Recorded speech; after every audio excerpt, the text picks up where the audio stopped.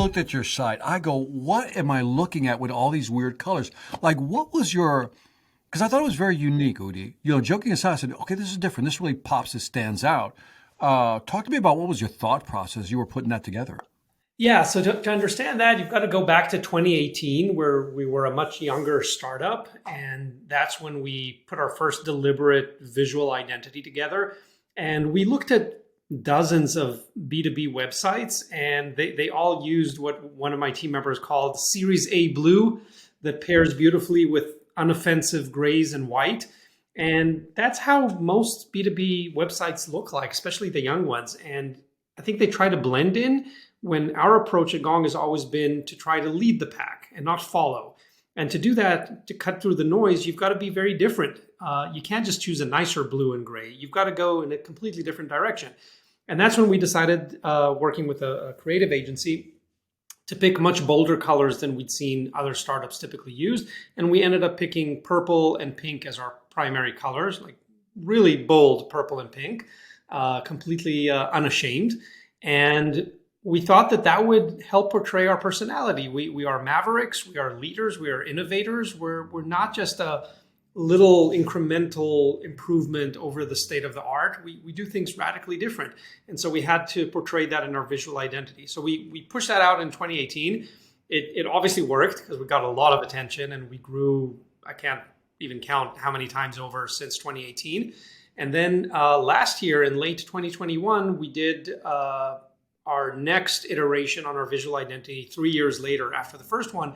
And we looked at different directions. Some of them involved sort of moving away from the purple and pinks, but they didn't quite feel Gong. And at this point, we're like, you know what? We have an established brand. We know who we are. We want to keep those primary colors and we want to evolve on them. And so that's what we did. We made our brand more appropriate for the enterprises that we're now serving that 4 or 5 years ago we did not. So we had a little bit more wiggle room to be crazy and adolescent back then. We're now the more mature maverick. That's how. No, don't do that. Don't go. Don't go. I know. No, don't go mature. We're not going to become these boring, stuffy grown-ups. No fear of that. Not on my watch. So we kept the pink and purple. We kept the crazy bulldog. We kept the tongue-in-cheek language and the very approachable human way that we communicate. But we took it up a notch in terms of maturity and sophistication so that we're not scaring away any of our enterprise buyers who might think, oh, this is like a young startup. Come back to us when you've got all your stuff figured out. Well, we do have it figured out. And we wanted to make sure we strike the right balance of those things. Yeah, it was interesting, and the reason I would just want to spend a little time on this because when I first saw the website and the colors, I was somewhat repulsed by it. Like what the, that whole thing, right? But yet it was like a pattern interrupt because it was so different, right? And so walk me through a little bit, just kind of just pull the curtain back a little bit. For some people out there who are looking at maybe building a new company and developing a brand. What were some of the conversations? Did you do some, I don't know, did you get a focus group and say, hey, look at this, tell me what you think? I mean, pull back the curtain a little bit on the thought process, the pushbacks and. Of course. So let me tell you first, you're not the only one who hated it. One of our executives who will remain unnamed. Come on, Udi, share the name. Let's publicly. Okay, I'll share with you. Our chief customer officer, Eran Aloni, I don't know if you're listening. Yeah. Eran told me about a year after we launched that initial branding, he said, I hated it, but I didn't really speak up because I thought Udi and Amit know what they're doing because he's not a marketer. But then a year later, he said, I hated it, but then later I realized that you were right, that this is what we needed.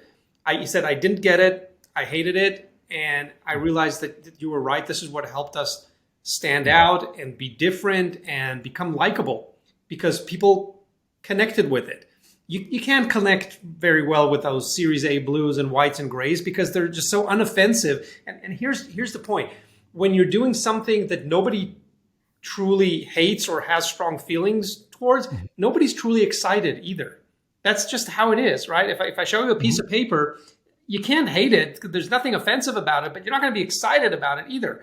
But if I show you something that has character, that has personality, that might not be your cup of tea, it probably means that someone is very excited about it because it is their cup of tea. Now, I don't want to create something that everyone hates or a large group of people hates, but our approach to brand and content and event experiences has always been to create something without being afraid of being polarizing or controversial, because those make the best pieces. Those make the absolute best pieces.